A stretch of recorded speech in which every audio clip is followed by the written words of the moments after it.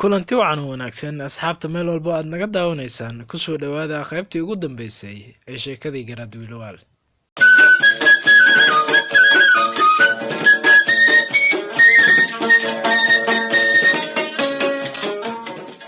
qaybta afraad ee sheekadii garaad wiilwaal waxay inoo joogtay hayste iyo mahayste, taajir iyo faqiir mucsar qaawan ah.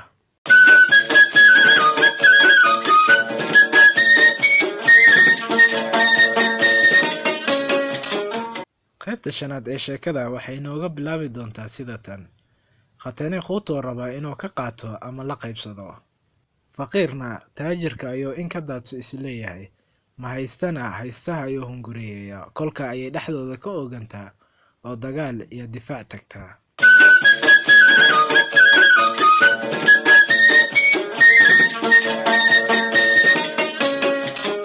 markaas garaadkii ayaa yidhi, bal ii sheega maxaa kale oo hunguri aan ahayn oo rag isku geeya. kelimado nooca oo kale ah ayuu ku canaantay raggii meesha fadhiyey. raggii cargaagtamay markii ay hunguri arkeen ayaa marxabayn iyo qosol wajiyadoodii laga dareemay.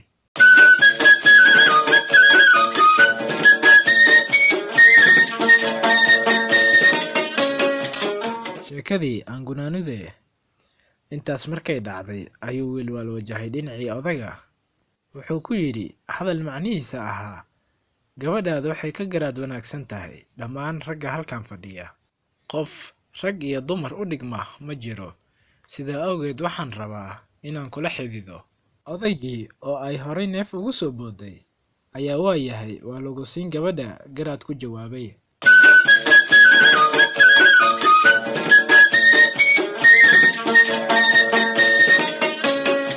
waxaa intaas inoogu dhammaaday qaybtii shanaad. waa qaybtii ugu dambeysay sheekadii garaad wiilwaal.